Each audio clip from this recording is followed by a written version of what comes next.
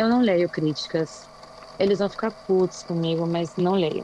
De uns 3 meses pra cá, eu ando muito puta, porque é que seu senhor se fudeu e eu junto. Se eu quisesse fazer puta, estava rica. Era 20 de novembro de 1969 quando foi publicada a polêmica entrevista da atriz Leila Diniz ao Pasquim. O jornalista Tarso de Castro contou no documentário Já que Ninguém Me Tira Pra Dançar, de Ana Maria Magalhães, que foram 72 palavrões, ao todo, que a artista soltou durante a entrevista.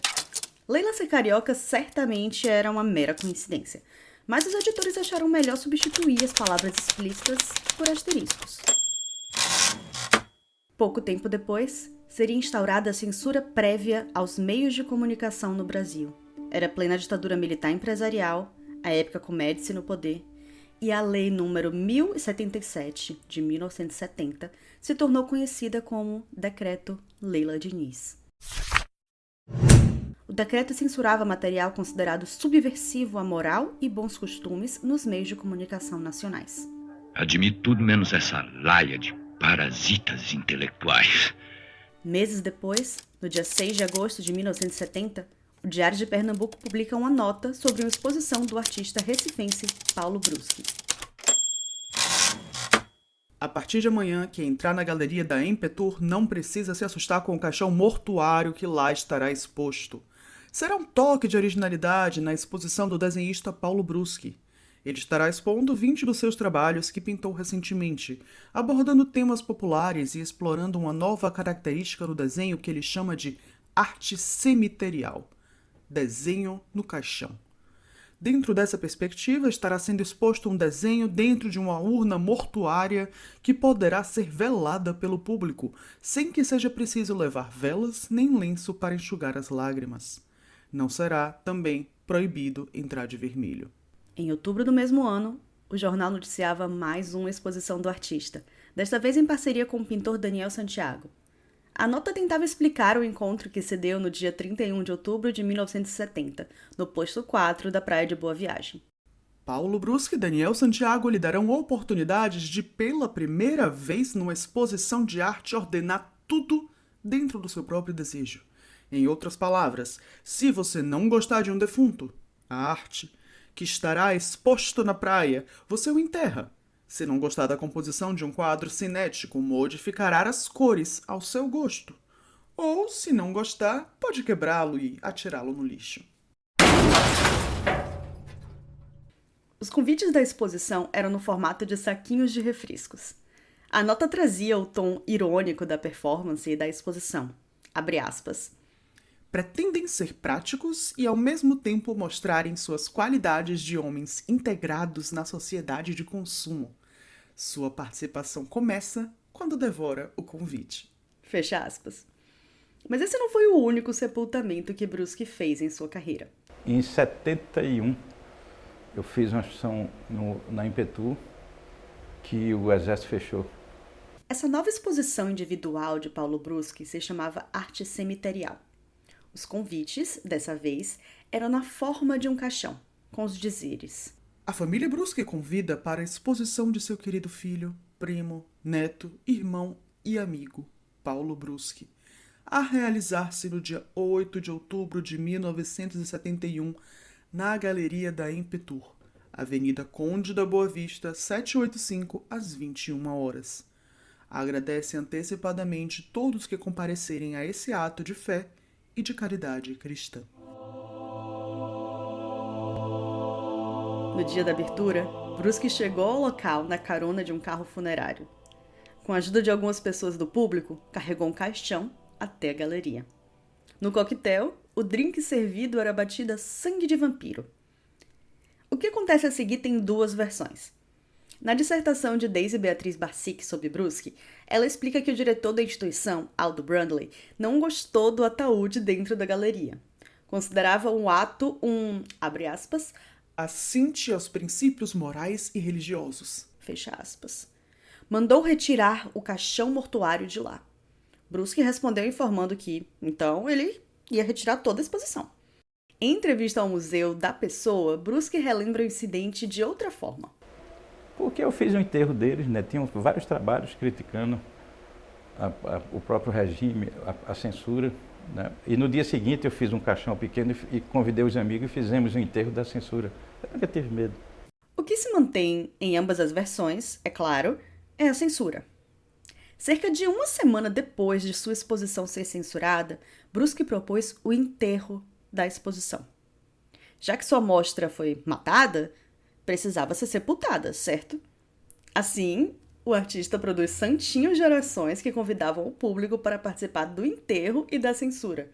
Um cortejo fúnebre que sairia da Galeria Impetur, tendo como destino final a Rua Aurora. Arte moderna. É o que sempre digo. Coisa de depravado. Por mim eu mandava juntar tudo isso e botar fogo. A outra coisa que me chama a atenção para a performatividade que Bruschi propõe com seus enterros.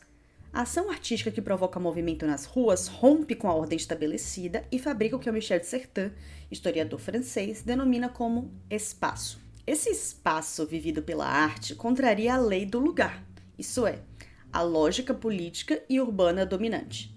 Para o autor, um movimento sempre condiciona a produção de um espaço e o associa a uma história. Os caminhantes, então, moldam espaços, tecem lugares, porque é pelo ato de caminhar que se constrói e se apreende a cidade. Então, o ato de caminhar ocupa no espaço urbano um papel análogo ao da enunciação da língua. Então, realiza, atualiza, estabelece relações, em contraste com o sistema fixo do lugar ou da linguagem. O caminhar não é uma mera descrição, mas uma prática criadora. Ele revela descontinuidades, inventa usos e ressignifica elementos do espaço, mostrando que este, como a própria história, é descontínuo. Tudo isso me remete a um outro episódio da história do nosso país. Há 25 anos ocorria um dos maiores conflitos do país. O massacre de Eldorado dos Carajás se tornou um marco na luta pela reforma agrária no Brasil. Pois é, e durante um protesto, 19 trabalhadores rurais foram assassinados por policiais militares. 2 décadas depois, o Pará ainda lidera a lista do estado que mais mata pessoas no campo. 2 horas de conflito que deixaram marcas para o resto da vida. Trabalhadores rurais com foices e facões tentavam impedir a ação da polícia militar. 155 homens da Força Tática tentavam liberar a rodovia PA-150, conhecida como Curva do S. Deram um tiro num amigo meu, caiu de bruço. Eu fui e virei ele. Quando eu vi o buraco no peito dele, aí foi que eu fui saber. Digo, nós vieram foi para matar. O Ministério Público do Pará afirma que a PM tentou modificar a cena do crime. Os corpos das vítimas foram retirados do local para prejudicar as investigações. A perícia judicial comprovou que 10 pessoas receberam tiros a queima-roupa. Apenas 2 homens foram condenados pelo massacre: o comandante Mário Pantoja e o major José Maria de Oliveira. Em resposta, o movimento do Sem Terra se organizou e começou a Marcha Nacional por Emprego, Justiça e Reforma Agrária. Em 17 de fevereiro de 1997, cerca de 1.300 integrantes do MST iniciaram uma mobilização que tinha como meta chegar a Brasília em 17 de abril. Divididos em 3 colunas, os marchantes partiram de diferentes regiões do país. Cada grupo percorreu cerca de 1.000 quilômetros a pé, atravessando cidades e estradas em uma travessia que lembrava as práticas de peregrinação ou romarias, passos que, a cada dia, escreviam no espaço uma narrativa de resistência e também de esperança. Que a reforma agrária está no papel, mas na nossa mão não está ainda. Nós só estamos satisfeitos quando nós fizermos a reforma agrária com a terra na nossa mão, que terra de Deus, terra do povo. Eles não compraram terra. Eu pergunto qual foi o documento que Jesus deixou nessa terra para ele ser dono. Dono dessa terra somos primeiramente Deus e segundo nós. Em 17 de abril, a chegada em Brasília foi uma apoteose. Queimamos a revolução! Resistiremos! Queimamos a revolução! Resistiremos! Aproximadamente 100.000 pessoas recepcionaram o Sem Terra em um ato massivo de solidariedade e apoio à luta pela reforma agrária. Reforma agrária quando? Quando? Quando? Da terra somos companheiros, somos brasileiros e também somos latinos. Pátria de Martim e de Che Guevara. Não é marcha, agora é corrida pela reforma agrária. Pacificar, organizar, construir o poder popular. A pesquisadora Cristine de Alencar Chaves analisa essa marcha como um ritual de longa duração, com o objetivo sacrificial e combinando o formato de marchas de protesto e procissões religiosas. Agora, a definição do que é ritual é debatida até hoje e tem uma raiz profunda nos estudos da antropologia e etnografia. Podemos entrar nesse buraco de minhoca outro dia, já que isso interessa muito a minha pesquisa de doutorado, mas para o contexto desse podcast, nos aproximamos da definição de ritual do professor teórico e dramaturgo estadunidense Richard Schechner.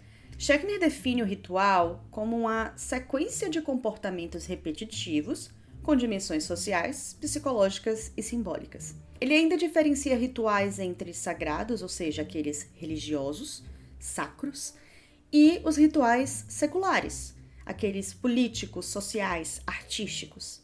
O que diferencia a conceituação de Schechner da tradição antropológica é justamente o seu enfoque na performance e o seu próprio conceito de performance. Nas palavras do próprio Schechner. Algo é performance quando os contextos histórico e social, a convenção, o uso, a tradição, dizem que é. Rituais, jogos e peças, e os papéis da vida cotidiana são performances porque a convenção, o contexto, o uso e a tradição assim dizem. Não se pode determinar o que é performance sem antes referir a culturas específicas. Não existe nada inerente a uma ação nela mesma que a transforma numa performance ou que a desqualifique de ser uma performance. A partir da perspectiva do tipo de teoria da performance que proponho, toda ação é uma performance. Mas da perspectiva da prática cultural, algumas ações serão julgadas performances e outras não. E isto varia de cultura para cultura, de período histórico para período histórico. Se você parar para pensar, todo ato artístico tem algo de ritualístico. Uma preparação, um processo específico, um estado de atenção que transforma quem faz e quem vê. O artista repete gestos, palavras, imagens. E nessas repetições, algo se abre, como uma fresta no tempo. É ali que o novo entra. Criar arte é, de certa forma, um modo de convocar presenças. E a escrita talvez seja a mais silenciosa dessas performances. Um corpo que fala através de palavras.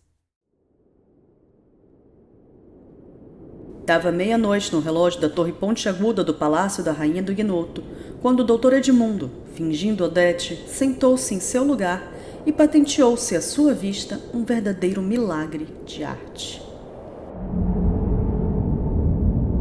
As paredes do salão imitavam perfeitamente as tramas ou nevoeiros que cercavam um navio no alto mar. O mosaico do ladrilho representava o oceano doce e calmo, e no teto estava a imitação do céu, levemente azulado e nebuloso, deixando ver a lua que derramava uma luz branda, misturada de poesia e de saudade. A nova Odete, por baixo da máscara, abrira muitos olhos para ver os rostos de uma centena de mulheres que, a avaliar pelas aparências, as mais novas teriam 24 anos e as mais velhas 40. E entre elas havia algumas admiravelmente belas. O trono da rainha de Guinoto era uma espécie de morro, cujas brancas areias pareciam prateadas pelo luar. Sobre aquele cômoro artificial havia uma enorme concha marinha onde se sentava a soberana misteriosa coroada de louros e sustentando uma lira de marfim com cordas de ouro. Via-se, espalhados pelo nevoeiro, pequenos barcos em forma de cisnes, cheios de paladinas empunhando os remos. Entre os diversos grupos que enchiam o recinto do salão, que não se podia abranger de um golpe de vista, distinguiam-se as da orquestra, estavam vestidas de cetim verde e tinham os cabelos semeados de pirilampos. Uma delas, sentada ao piano, esperava que a maestra desse o sinal, enquanto outras, sustentando suas harpas, flautas e violinos, olhavam para ela na expectativa. Rompeu, enfim, a música, acompanhando um hino de uma beleza extasiante.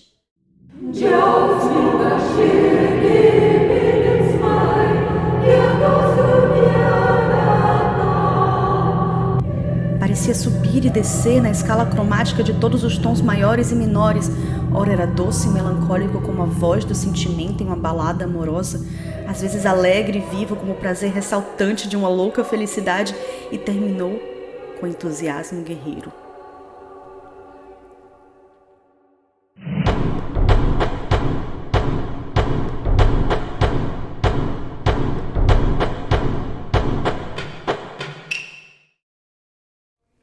O silêncio tornou-se tão profundo que se poderia ouvir o bater das asas de um inseto. A secretária falou assim: Irmãs na fé, irmãs no desterro, a soberana do ignoto, a musa do nevoeiro, vos faz saber que a sessão de hoje não é a sessão ordinária, adstrita às cerimônias da lei. É uma sessão livre, extraordinária, na qual ela deseja dizer algumas palavras a muitas de suas paladinas. Dentro de 3 dias, partiremos para os assaltos do bem. Vamos guerrear a injustiça, proteger o fraco contra o forte, entrar nos cárceres para curar os enfermos, lançar-nos às ondas para salvar os náufragos e atirar-nos aos incêndios para lhes arrebatar as vítimas. Quem não estiver pronto a perder a vida pela fé jurada, pode assinar seu nome no livro da covardia. E apontou para um grande livro, em forma de morcego, de folhas negras, que estava aberto em cima de uma mesa, no meio da sala. Nenhuma se adiantou para o livro. Então a secretária da sociedade disse: Venha a primeira ordem, as paladinas que têm por divisa submissão e vontade. Adiantaram-se diversos grupos de 13 cada um, mas só uma delas possuía o grau 13. Era uma moça loura, de olhos azuis e lânguidos. Tomou a frente e inclinou-se diante da rainha. Tende por vós ou por vossas companheiras, disse esta, alguma queixa a fazer-me ou alguma graça a pedir-me? A graça que tenho a pedir por mim e por minhas companheiras, disse ela, é a de continuar a vos servir por toda a nossa vida. O que acabamos de ouvir é um trecho do livro A Rainha do Ignoto, publicado em 1899 e escrito por Emília Freitas, cearense tida como uma das primeiras mulheres a escrever ficção fantástica no Brasil. Emília Freitas e tantas outras mulheres pioneiras têm uma gaveta só dela no meu gabinete de curiosidades. Mas ao que nos interessa aqui neste episódio, basta falar que Emília era uma escritora, professora, republicana, abolicionista e feminista em 1800 e bolinha, literalmente.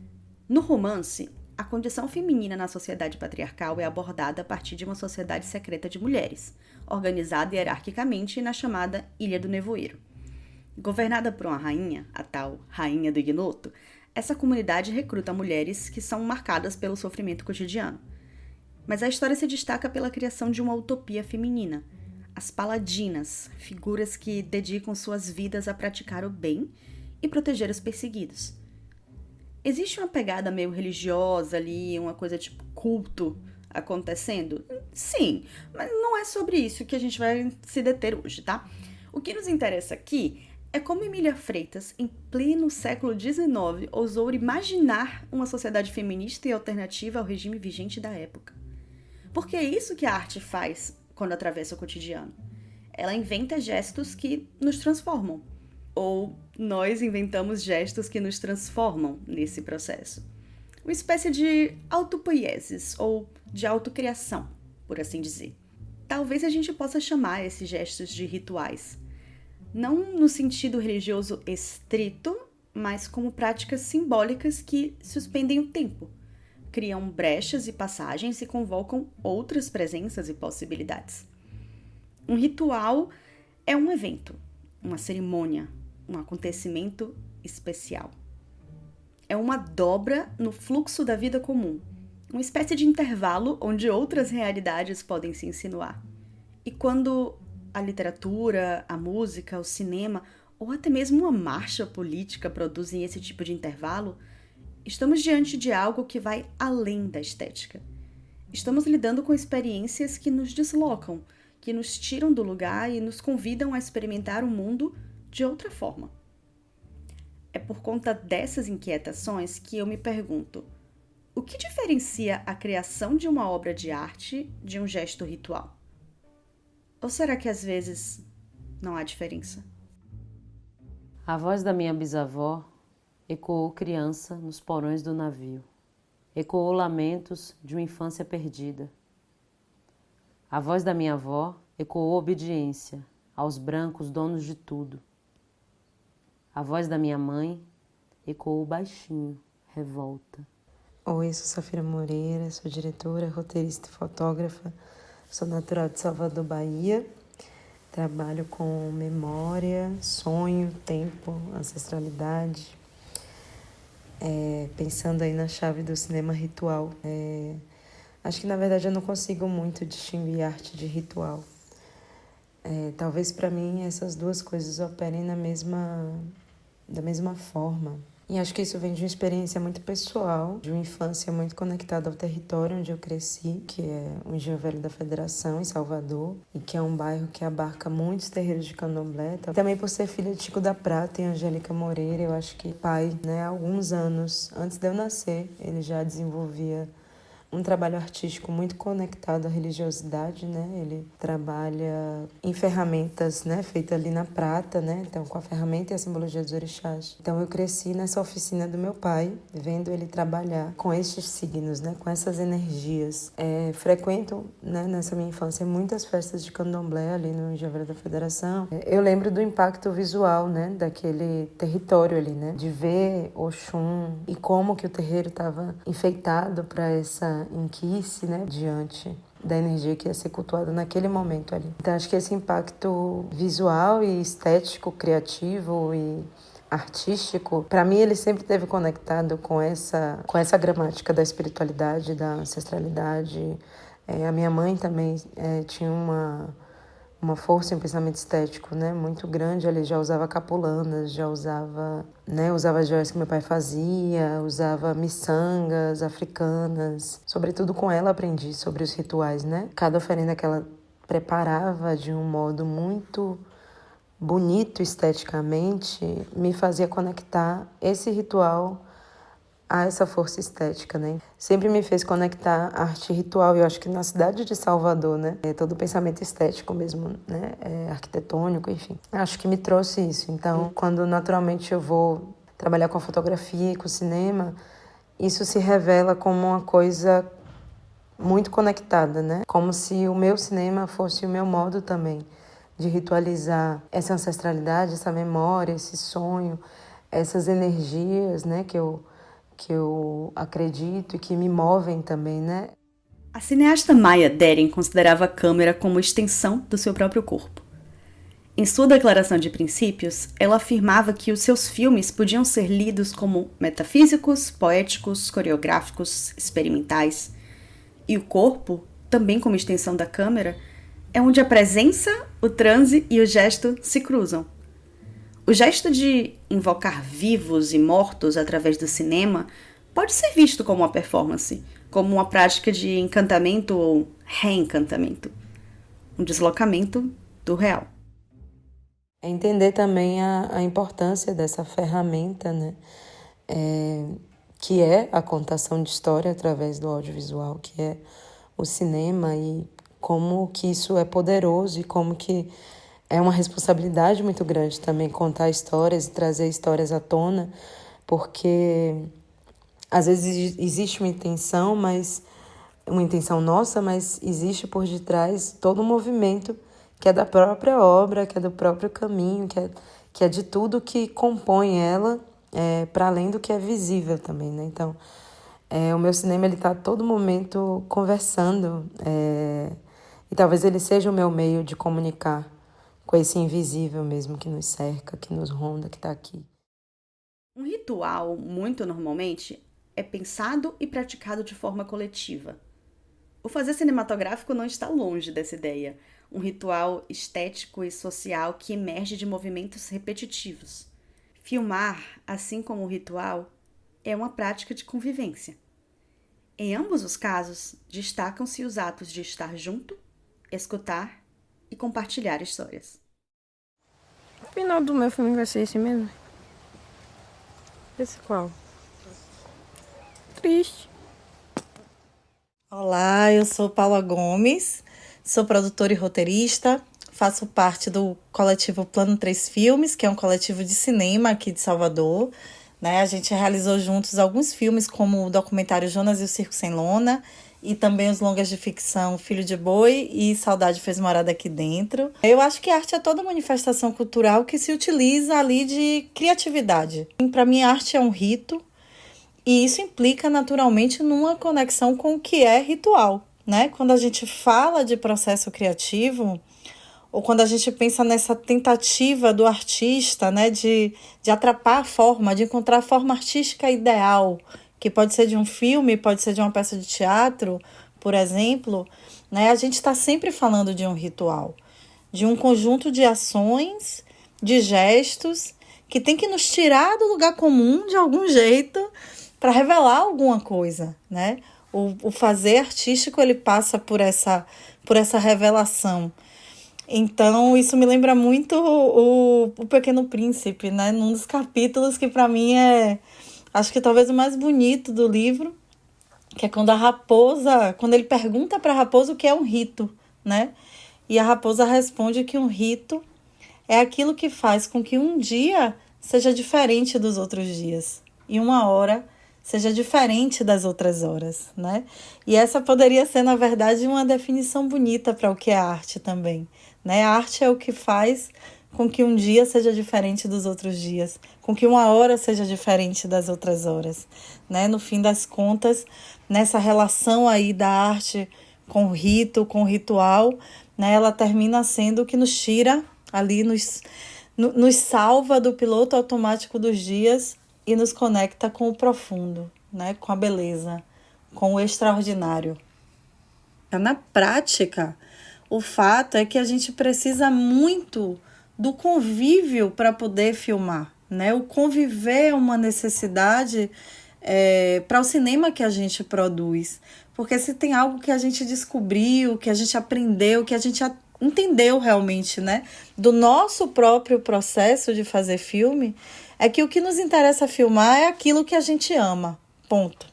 Né? Não só o que nos interessa filmar, eu sinto que é também o que a gente filma bem, que a gente filma melhor quando a gente ama, né? Então, a essência, né, a matéria-prima dos nossos filmes acabam sendo as pessoas que a gente ama, as comunidades que a gente ama, as histórias que a gente ama contar, né? Então, nesse sentido, a gente sempre precisa do convívio com o outro, né? Do tempo, da construção de vínculos que vão ser fundamentais para que os filmes aconteçam como a gente deseja que eles aconteçam, né? E eu vejo isso como um ritual de aproximação, sim, né? E pensando nesse ritual de aproximação, não tem como não voltar mais uma vez para o Pequeno Príncipe, para aquele momento que a raposa explica o que é cativar, né? Hoje eu me sento aqui, você senta lá bem longe, amanhã a gente se senta mais perto, e assim aos poucos, pouco a pouco, a gente senta cada vez mais perto. É assim que acontece, né? Na relação com a equipe, na relação com os atores, na relação com as comunidades. Eu acho que esse capítulo do livro é uma representação muito certeira, assim, muito bonita. Não só do que é um ritual, mas também do que é o nosso ritual, né? Aqui no coletivo. Mas essa ideia de fazer cinema enquanto ritual também tem suas questões. Quando a câmera entra em cena, ou quando a câmera encena, existe alguma mudança. O que é real passa a ser encenado, ainda que seja por só conter um enquadramento do real. Mas essa encenação também pode revelar outras camadas do real. A troca entre quem filma, quem é filmado e quem assiste. Eu pessoalmente adoro que a câmera mude a ordem das coisas, né? Eu acho engraçado o esforço que às vezes a gente faz para fingir que a câmera não tá ali, né? Porque na verdade ela tá, e isso é maravilhoso, né? A gente aqui no nosso coletivo, a gente ficou muito mais livre e a gente se conectou muito mais com o cinema que a gente quer fazer quando a gente entendeu que a câmera na verdade, não é uma máquina de produzir imagens, né? A câmera é uma máquina de olhar para o mundo, de olhar para o outro, de olhar para a gente mesmo, né? A experiência coletiva do set não é nunca uma experiência fácil, né? Porque tem muitas coisas em jogo e coisas muito importantes, expectativas, né? Orçamento, prazo, motivações, né? Eu acho que aqui no nosso coletivo, uma de nossas maiores conquistas foi ter encontrado um jeito próprio, um jeito que é nosso de fazer nossos filmes, né? Que a gente chama de filmes de quintal, né? E ter encontrado esse jeito nosso próprio nos tornou mais independentes, tanto na criação como na produção, e também nos tornou mais felizes, né? E com mais vontade de realizar cada vez mais filmes. No começo era alguma coisa, uma estrela, sei lá, um buraco negro, alguma coisa muito condensada, presa por uma gravidade enorme. Bom, eu sou Laís Machado, artista, sou formada pela Escola de Teatro da UFBA, mas trabalho com arte de modo expandido, então também atuo nas artes visuais, no cinema. Sobre o transe, essa é a minha principal pesquisa, né, como performer, porque eu acho que tem o estado de atenção do transe e o estado de atenção da performance, para mim, são a mesma coisa. A gente está falando de um espaço seguro, um espaço ritual, para que você possa conectar pontos da atenção que você não conecta no dia a dia. Você não conecta no dia a dia simplesmente porque não seria possível, seria exaustivo, seria sobre-humano. Mas ali, naquele espaço ritual, naquele lugar pactuado coletivamente como espaço para essa exposição, para a exposição desse nível de atenção, se torna um lugar seguro para fazer isso. Então, eu acho que tem essa relação. Pensar transe e pensar performance, para mim, é pensar essa tensão entre vulnerabilidade e segurança. Eu não me atreveria a tentar definir o que é arte, mas eu gosto de pensar o ritual como uma sequência de passos que é capaz de transformar uma coisa em outra. Que a gente pode pensar, né, nos rituais de consagração de uma coisa, consagração de um lugar, consagração de um objeto. Acho que essa sequência de passos que transforma uma coisa em outra, que consegue, de alguma forma, traduzir, pensando aí tradução também como uma proposição, né, traduzir uma coisa na outra. E isso eu acho que é o ponto de conexão com a arte, pensando nisso como artifício, né? Então, uma sequência de passos, de etapas, que vai transformar uma coisa em outra. Eu gosto de pensar também, né, essa relação arte e ritual, pensar que as minhas obras, ou nas minhas obras, eu tento propor um pacto de participação do público com aquela obra, seja uma instalação, uma escultura, um objeto, uma performance. E esse pacto com o público, ele não necessariamente é interativo dentro do que a gente conhece como interatividade com obra, mas é um acordo. Então, quando eu penso a performance, por exemplo, o surgimento do teatro ocidental, né, tem uma historinha, né, que conta lá que no meio de um ritual para Dionísio, Téspis se afastou do grupo e disse: eu sou o Dionísio, né? Essa é uma história bem conhecida assim, na faculdade de teatro, mas eu acho que é um bom exemplo do pacto. Ele está dizendo para todo mundo que a partir daquele momento ele é Dionísio. Todo mundo está pactuando que a partir daquele momento ele é Dionísio. Então, eu gosto também de pensar nesse poder que a performance tem de fazer isso com o próprio corpo. Isso que eu falei lá no começo do ritual, de transformar uma coisa em outra, de traduzir uma coisa na outra. Eu acho que a performance ela tem a capacidade de fazer isso no próprio corpo e eu gosto muito disso. Talvez todas essas minhas inquietações estejam ligadas às simpatias que minha avó me ensinou quando eu era mais nova. Aos rituais que assistia desde pequena como festas urbanas que demarcavam os tempos de Salvador. Talvez essa minha perspectiva seja por olhar para tudo isso hoje, onde estamos num mundo cada vez mais mediado pela tecnologia. Eu busco os rituais para me ancorar na presença. Para fechar esse episódio, eu perguntei a Safira, a Paula e a Laís onde cada um deles reconhece o ritual em seus trabalhos hoje. Eu acho que o meu cinema ele é um ritual para o tempo. Eu acho que é um ritual para esse inquice, para essa grande árvore, né? Para esse iroco, para essa grande árvore, essa grande raiz, esse tronco forte, essa dimensão também de pensar os frutos, né? O que nasce do que a gente planta também, né? O que brota do que a gente planta. Então, acho que para mim seria o tempo mesmo, uma palavra. E que aí é mais do que uma palavra, né? É uma força. Eu acho que todos os filmes que eu fiz, eles me marcaram profundamente, de formas diferentes, mas em cada um deles, em Jonas, em Filho de Boi, em Saudade, eu sinto que a câmera abriu sim passagem para algo maior. E a gente soube sempre abraçar, né, esse algo maior, que é a capacidade de trocar experiências, de estabelecer vínculos reais, né, de acreditar no cinema e de sonhar junto, ser parte de um coletivo, né, como nós somos, e dividir a vida e a arte com meus companheiros, termina me conectando sempre com a capacidade de sonhar. E isso para mim não é pouco, sabe? Esse sonhar é um valor que, inclusive, sempre atravessa todos os nossos trabalhos. De algum jeitinho, essa capacidade de sonhar, ela tá ali, né?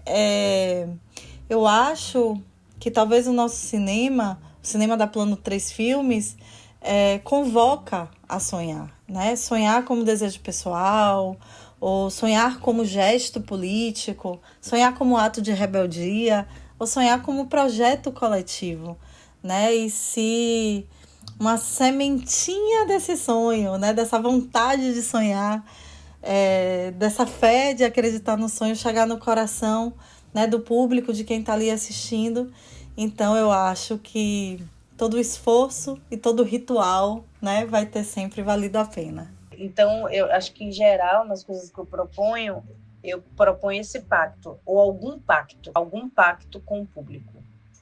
A partir desse momento, eu sou Dionísio, sabe? E aí, ver o que rola, o que sai disso. Tem uma citação da Maya Deren, da sua carta de intenções artísticas, que sempre ressoou muito comigo. Eu não sou egoísta. Eu não busco possuir a maior parte de seus dias.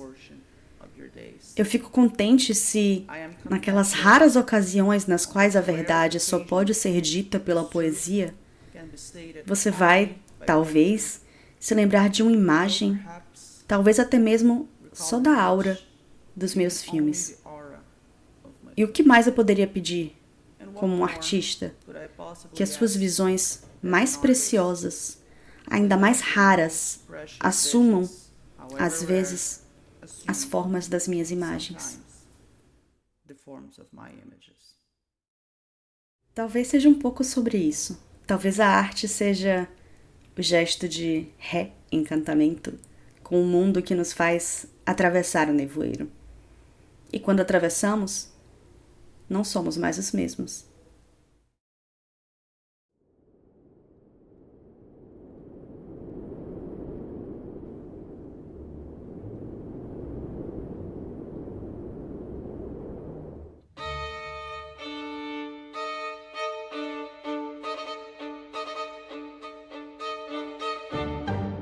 Fuxicos é um podcast em formato de gabinete de curiosidades, que costura histórias inusitadas, conceitos teóricos e reflexões contemporâneas. Cada episódio parte de uma cena, um fato histórico ou uma pesquisa curiosa para atravessar temas mais amplos. Arte e ritual, censura artística, moralidade, socialização, política, cultura pop, entre outros. Por enquanto, o Fuxicos não tem uma frequência fixa. Os episódios surgem a partir de inquietações, leituras e encontros.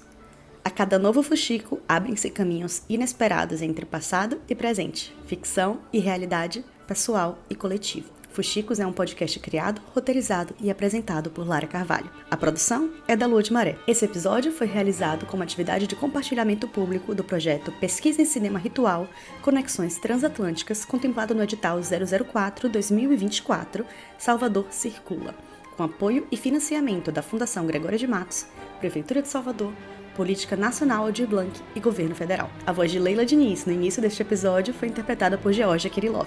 Agradecimentos especiais a Laís Machado, Paula Gomes e Safira Moreira por cederem suas vozes e perspectivas para esse episódio. Esse episódio usa trechos das obras O Bandido da Luz Vermelha, de Rogério Sganzella, Travessia, de Safira Moreira, Jonas e o Circo Sem Lona, de Paula Gomes, Canção das Filhas das Águas, de Laís Machado, a entrevista em vídeo A Arte da Arte Correio, de Paulo Bruschi ao Museu da Pessoa, vídeos do canal oficial do MST no YouTube, a reportagem Massacre de Eldorado dos Carajás completa 25 anos pela SBT Brasil, transmitida no dia 17 de abril de 2021, e um trecho do livro A Rainha do Ignoto, escrito por Emília Freitas e publicado pela editora 106. Para acessar as fontes completas usadas como referências nesse episódio, acesse o site www.luademaré.com/fuxicos.